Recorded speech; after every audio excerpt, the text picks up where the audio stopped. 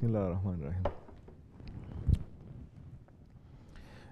The disobedient and rebellious creature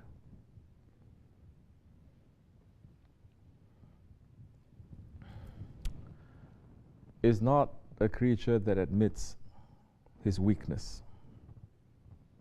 Is not a creature that admits his weakness. Because from that rebellion and that disobedience, he gets support. It is not from Allah, it is from Shaitan. The first rebellious one, the first disobedient one. When he gets that support, he feels good. Because in that disobedience and rebellion, because especially in this nation, Allah subhanahu wa ta'ala is allowing rebellion and disobedience to happen. He doesn't like it, but He allows it to happen. Other nations, like the nation of the Bani Israel, they make one disobedience, they get punished right away. They get punished. They get clean from their wrong thing. They still have the mark right on their foreheads that everyone can see. Oh, this one used to lie. This one used to cheat. This one used to do this. This one used to do that. They cannot run away from that. But this nation of the Holy Prophet ﷺ, because Allah loves His Prophet so much, and the Prophet loves us so much, continuous disobedience can happen.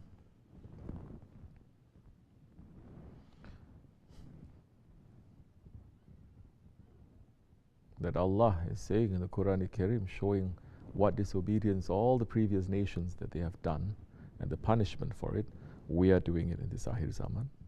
All the wrong things from all nations, this nation is doing everything right now.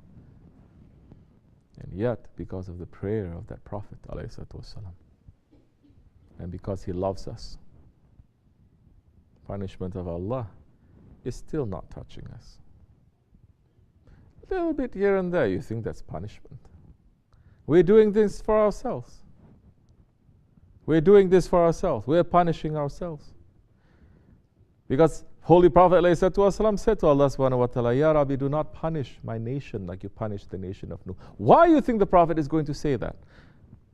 Because he knows his nation is going to be making the same mistakes and even worse, like the nation of Nuh alayhi salam, that Nuh alayhi salam is saying, there is no what? There is no salvation anymore. There's no turning around for them anymore.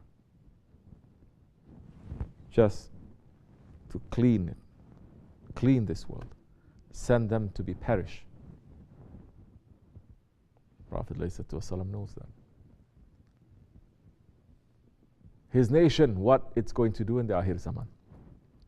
That's why he made the prayer, Ya Rabbi, do not punish my nation like you punished the nation of Nuh.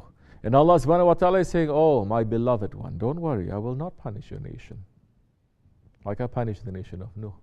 But your nation is going to invent a fire and they're going to punish themselves. So what is going to happen to this nation?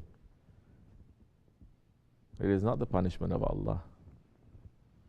It is us doing it to ourselves.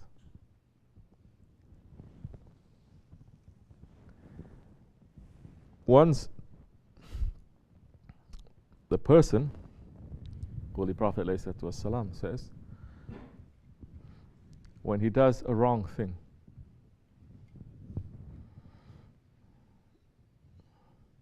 faith comes out from his heart, circles around his head. There's no faith.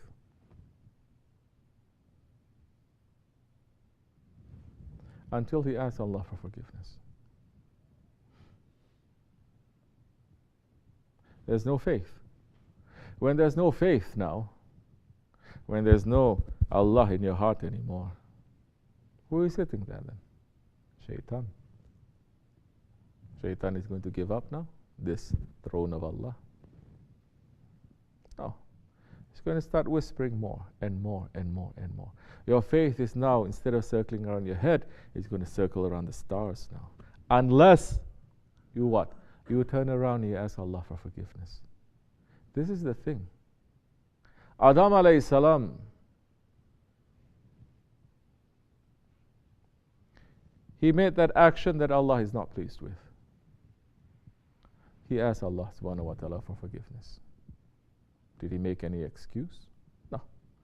Did he say because of this, because of that? No. Understand, Murids, understand, Muslims. Understanding right away, and he said, Astaghfirullah, Astaghfirullah. He stood, when he was sent down to this world, he stood on one foot on the Mount of Serendip in Sri Lanka, and he's begging Allah for over 300 years, asking Allah for forgiveness. He's crying. He was very big, he was very tall, and he was crying because his head was touching the paradises.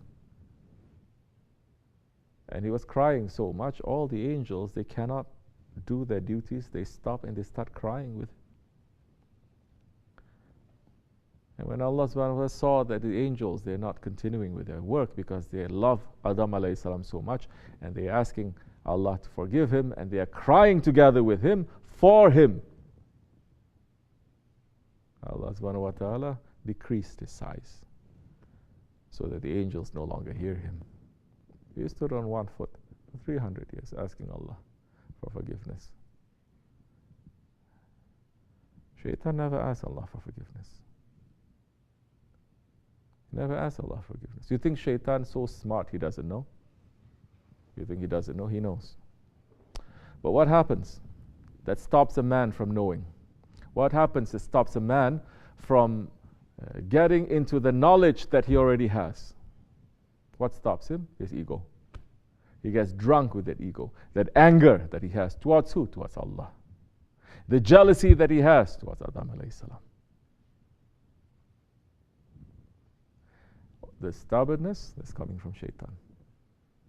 And the arrogance that says, I'm made from smokeless fire and it's made from mud. I have to bend down my head to him. So these are shaitanic qualities. But Shaitan is drunk. He's drunk. What makes a man? Knowing that he has intelligence, knowing that there is an Allah, knowing all this. What makes a man to stop from asking for Allah's forgiveness? When he's drunk and he doesn't want to get up. That kind of man who is drunk and he doesn't want to wake up is worse than anything else that is in this world. That is the station of what? Heedlessness. Heedlessness. Whether you are heedlessly drunk with anger or heedlessly drunk because you are stubborn,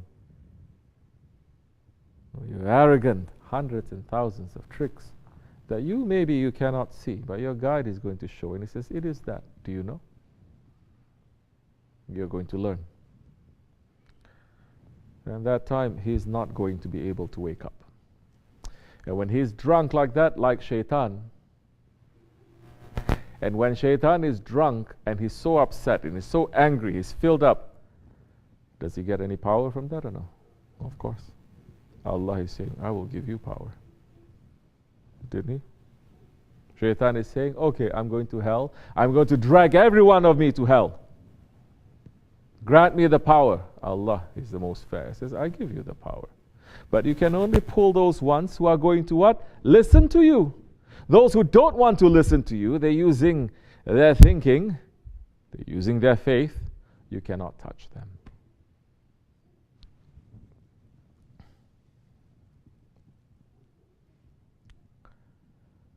So, the question that you're asking, the key word is even though we know that we are weak, because the drunk one doesn't know that he's weak. Drunk one doesn't. You ever seen people who are drunk?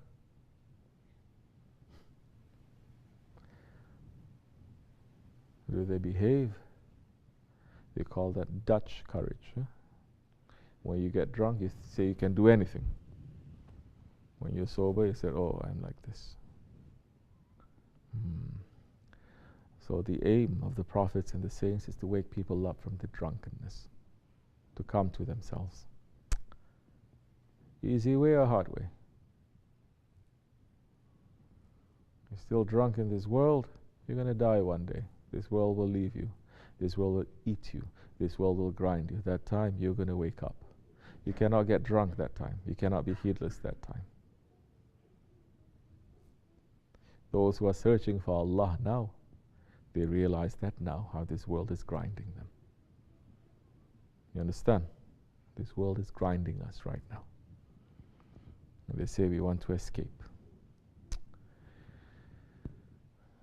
May Allah make it easy for us. May Allah forgive me and bless you. Fatiha. Amen. Move this.